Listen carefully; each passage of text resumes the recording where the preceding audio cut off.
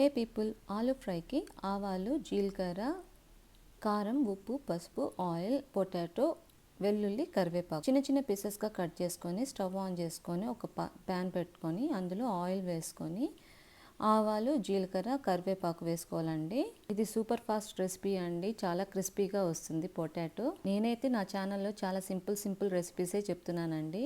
ఇలా కట్ చేసుకొని నా ఆలుని ఆయిల్లో వేసేసుకోవాలి. అందులో సాల్ట్, పసుపు వేసుకోవాలి. దీనికైతే అస్సలు మూత పెట్టకూడదండి. కంప్లీట్ ప్రాసెస్లో మీడియం ఫ్లేమ్లో పెట్టుకుని మధ్యలో కలుపుకుంటూ ఉండాలండి.